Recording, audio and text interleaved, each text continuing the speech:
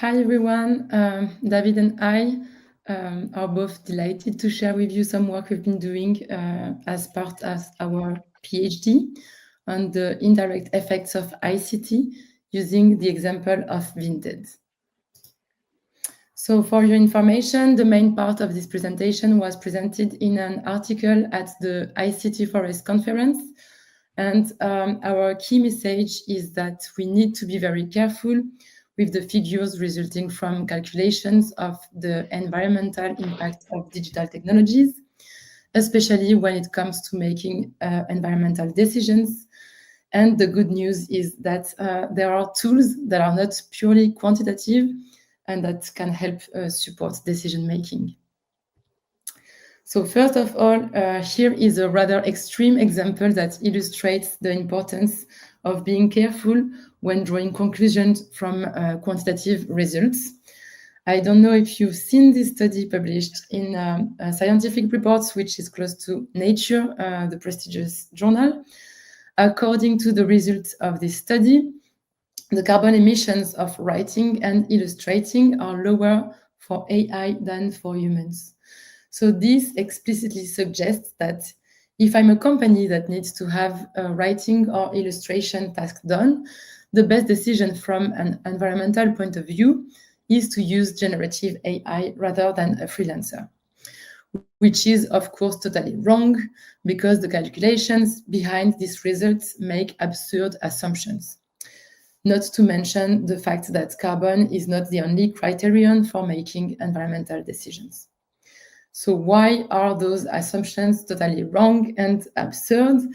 Well, in order to assess the consequences of such a decision, you have to adopt a so-called consequential approach. That is to estimate the difference between the social and environmental impacts of a scenario in which we hire a freelancer and a scenario in which we use an AI. However, to point out just one problem with this study, it assumes that in the scenario where an AI is used, the impact of a human is avoided. And yet, in principle, there will be no fewer people on the planet, even if no one does the task. In fact, if we use the results of this study to make decisions, then we are assuming a world in which people who don't work are killed. So that's quite shocking, I think.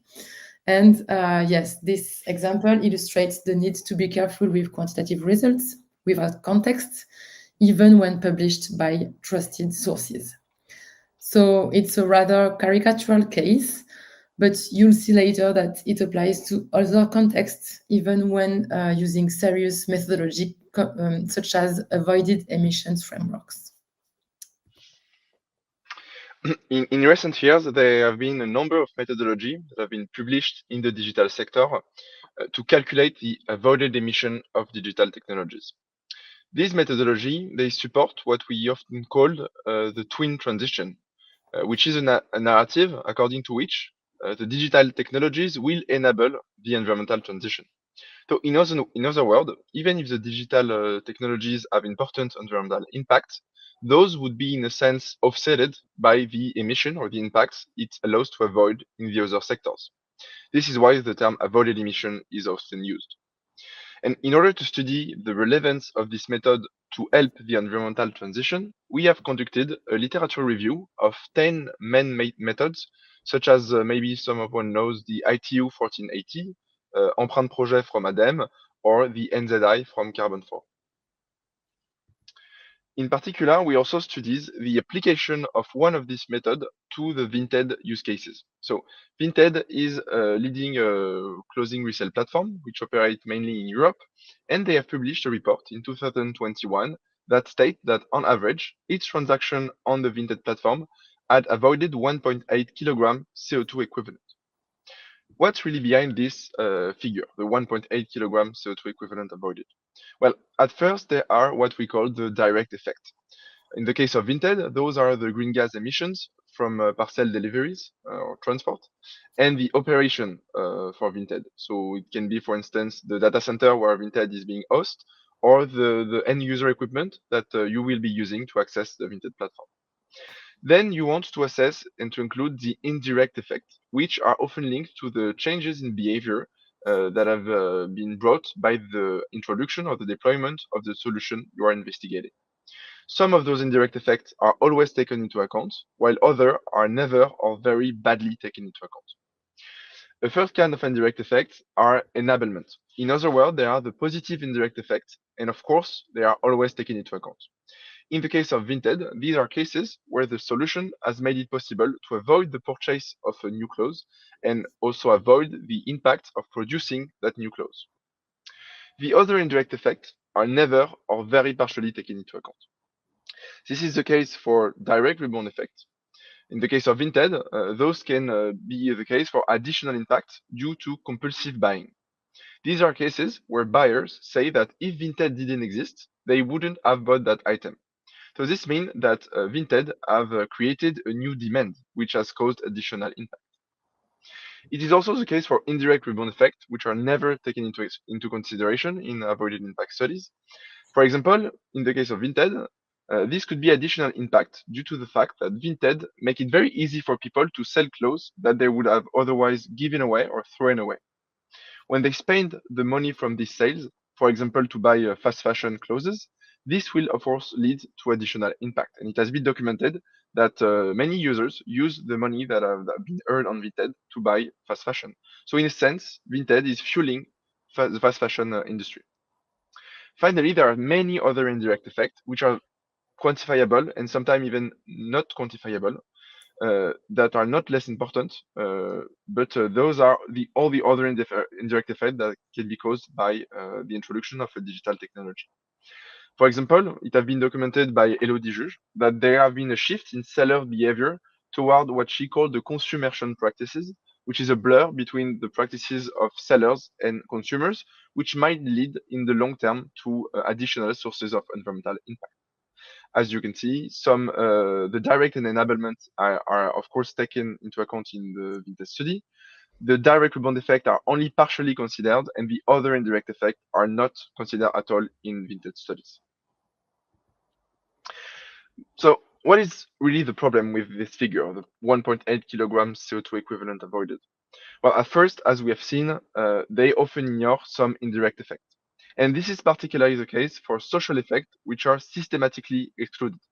For example, this can be the drop in donation to charity that have been caused by Vinted, because it is so easy to sell clothes on Vinted that people are selling clothes that they would otherwise give in to charity. So there have been an important drop in the number of clothes that have been given to charity, which also causes social impact. Second, this figure hides many uncertainties. So in classical environmental accounting, there are many sources of uncertainties. But avoided emissions are especially prone to uncertainties because they rely on what we call the reference scenario, which is an estimate of what would have happened without the solution. And of course, this is something that is highly uncertain to determine what would have happened without the solution. And this is an important issue because in classical environmental accounting, uncertainties typically affect the order of magnitude of the result. While for avoided emission, they can go further and impact the direction of the result. So sometimes it is so uncertain that you don't even know if the avoided emission are positive or negative, which is potentially altering the decision to deploy or not the solution under evaluation. Third, these figures are highly sensitive to assumptions. This makes them very vulnerable and very prone to greenwashing. Additionally, simplifying complex systems like the deployment of Vinted into a single figure like this one overlooks the interconnected dynamics at different scale and across systems. This oversimplification leads to a lack of responsibility for decision makers, who are reduced to a binary choice, to deploy or not to deploy the solution, while there could be many other decisions that could be taken by decision makers. It is quite interesting to see that in Vinted reports, in Vinted avoided emission report, there is no actionable recommendation, which really reflect the limited perspective, on the recommendation that could have been in this report. Finally, avoided emission don't ensure the compatibility with a sustainable future.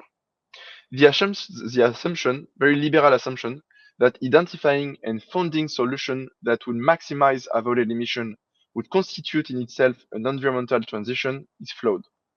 Real transition, in our opinion, require us to envision the future that we want first, and then evaluate if a solution aligns with that vision, and not the opposite. Let's imagine that we collectively decide to impose parcel delivery quotas or prioritize eco-design and limit clothing consumption per person. In such a scenario, Vinted relevance would diminish because it doesn't fit with the sustainable future that we are envisioning. This really highlights that avoided emissions alone are insufficient to gain meaningful change. Does all this argumentation mean that we should stop net impact assessment? Well, the answer is more nuanced. It really depends on the perspective that you take. If your goal is to communicate on whether a solution or your solution is environmentally relevant in absolute terms in every context, no method will give you these answers. And if your method does, this will probably be greenwashing. We recently released the first part of a study that we did with ADEM on the direct and indirect impact of digital solution. And in this work, we are using net impact or avoided impact framework as a tool to evaluate the compatibility of digital solution depending on specific context. Our finding the objective is not just to claim that a solution is absolutely relevant or to claim an avoided emission figure, but more to help public decision makers to decide if a solution should be deployed or not, but not only, also how this solution should be deployed to mitigate the negative indirect effects of this deployment. But with Laetitia, we think that we can go even further through a more collaborative process, which Laetitia will tell you more about. Yes, so first, our message is that the complexity of environmental decisions cannot be reduced to a single definitive figure, and that the best way to navigate this complexity is to recognize uncertainty and combine several approaches. And to this end, we are proposing to complement the methods for calculating net impacts with concepts, methods, and tools derived from systemic approaches, which are precisely intended to recognize and address complexity. And we have also developed specific tools for addressing rebound effects. So I'm going to present only a small part of this and invite you to consult our publications or contact us for more details. So back to the case of Vinted, imagine that you are a new product owner or a decision maker at Vinted, and that the Vinted's new strategy is no longer based solely on profit, but on having the best possible socio-environmental impact while remaining viable. So let's see how you could do this. You could start by putting together a diverse and representative team based on the principle of requisite variety. So if this team includes people with different perspectives, such as researchers and citizens or associations, this can help to reduce blind spots and to improve the robustness against misuse or bias. With this team, you could use a causal loop diagram or another diagram close to this formalism to collectively build a common representation of these effects, their interactions, and their social and environmental impacts. So this representation can help identify levers for action to limit rebound effects. And these levels of intervention may concern different levels, such as the design of the platform itself or the service, but also the rules of use, the business model, or even partnerships with other players. However, this does not make it possible to understand the magnitude of these effects or to compare different intervention strategies. To this end, you could conduct a quantitative survey if you don't have already the data, or the Vinted survey. But rather than trying to produce a single figure that can only be used for claims, we propose to collectively build a consequential model using a modeling tool we have developed called Magnitude, which is available online.